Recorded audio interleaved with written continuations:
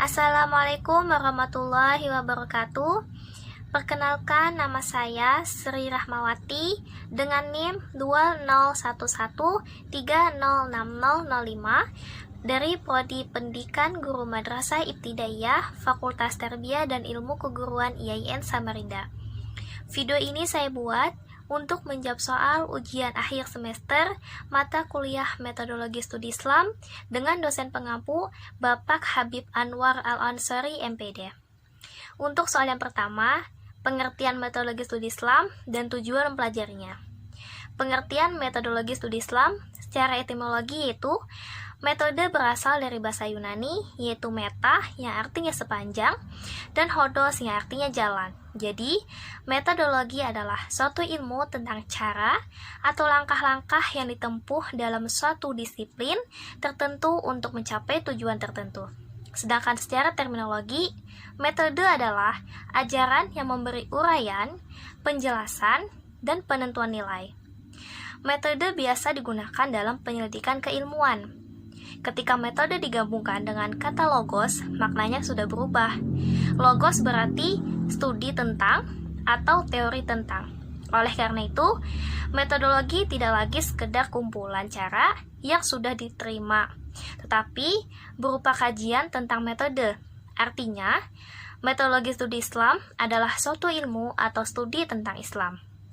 Kemudian, tujuan mempelajari metodologi studi Islam, yaitu untuk mempermudah pemahaman terhadap Islam tidak hanya dalam materi, tetapi metode untuk mempelajarinya.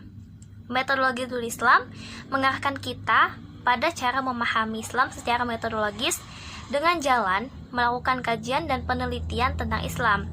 Selain itu, juga memiliki tujuan yaitu mampu membuat masyarakat yang hidup bertoleran sebab adanya berbagai pandangan tersebut, sehingga tidak akan timbul Islam yang ekstrim atau fantastis atau berlebihan. Selanjutnya, soal yang kedua adalah apa perbedaan antara metodologi studi Islam secara perspektif Barat dan perspektif umat Islam.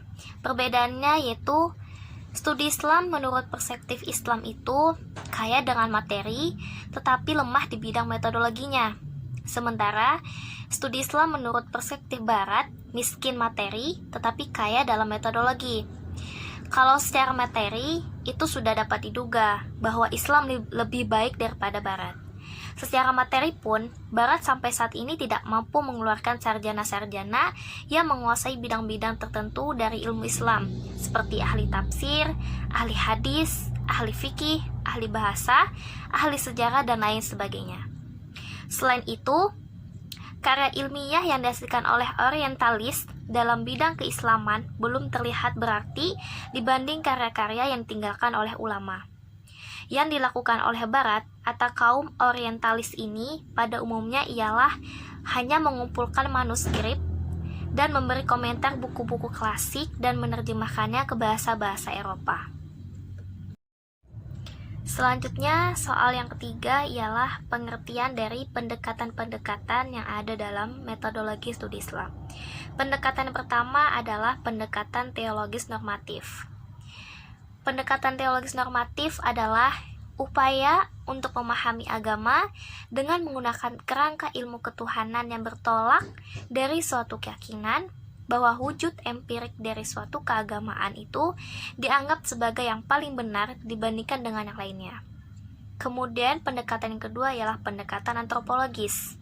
Pendekatan antropologis adalah sebagai salah satu upaya untuk memahami agama dengan cara melihat wujud praktik dan sistem keagamaan yang tumbuh dan berkembang dalam masyarakat sebagai suatu sistem ide, wujud ataupun nilai dan norma yang dimiliki oleh anggota masyarakat yang mengikat seluruh anggota masyarakat.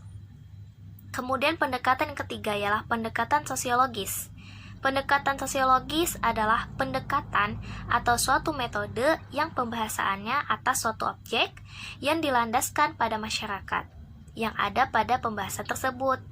Berdasarkan perkembangan ilmu pengetahuan kontemporer, ilmu ini digunakan sebagai salah satu metode dalam rangka memahami dan mengkaji agama. Pendekatan keempat ialah pendekatan historis. Pendekatan historis adalah metode atau cara untuk mengetahui dan memahami serta membahas secara mendalam tentang seluk-beluk atau hal-hal yang berhubungan dengan agama Islam, baik berhubungan dengan ajaran, sejarah, maupun praktik-praktik pelaksanaannya secara nyata dalam kehidupan sehari-hari sepanjang sejarahnya. Dan pendekatan yang kelima ialah pendekatan psikologis. Pendekatan psikologis adalah pendekatan yang bertujuan untuk melihat keadaan jiwa pribadi-pribadi yang beragama. Pendekatan psikologis bertujuan untuk menjelaskan fenomena keberagaman manusia yang dijelaskan dengan mengurai keadaan jiwa manusia. Selanjutnya, soal yang keempat ialah apa itu studi Al-Quran, beserta metodenya apa saja, dan apa itu fungsi hadis, serta bagaimana metode penelitian sanad dan matan hadis.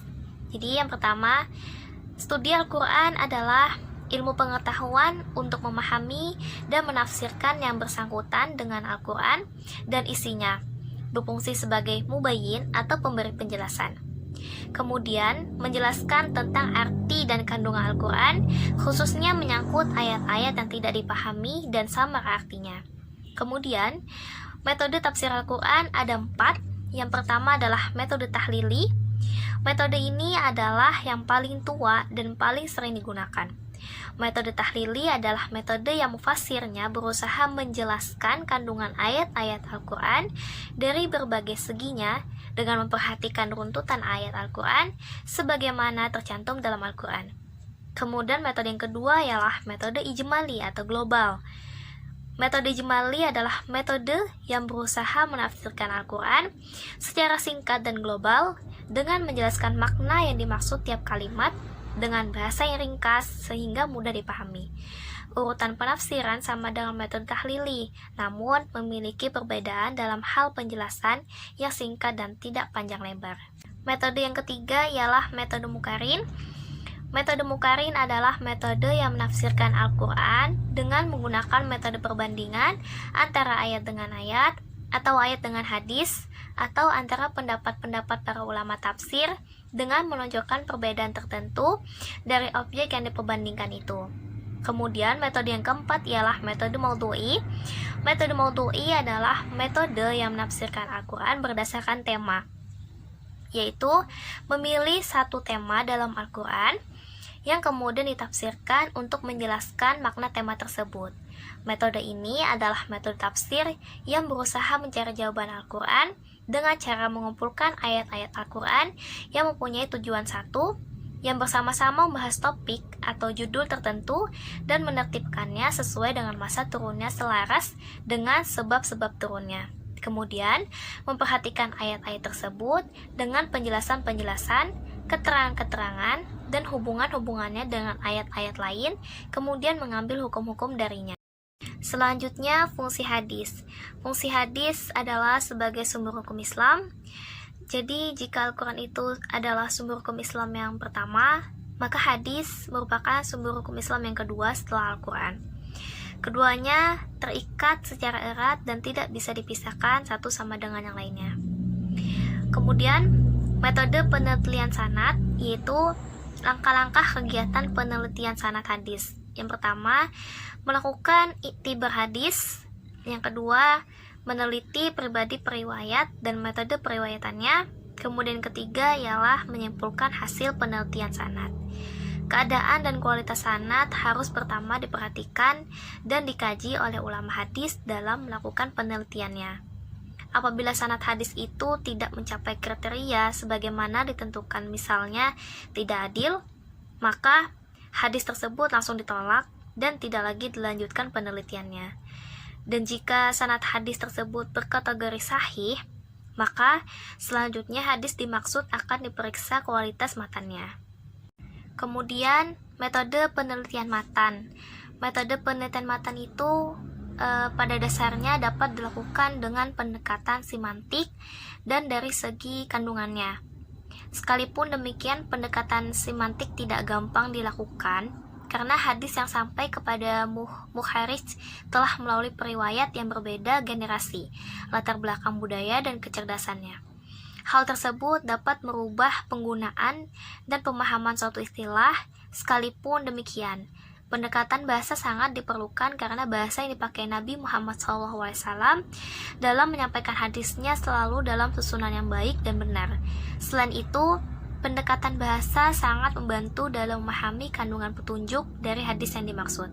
Selanjutnya, penelitian matan hadis memerlukan pendekatan yang rasio, sejarah, dan prinsip-prinsip pokok ajaran Islam.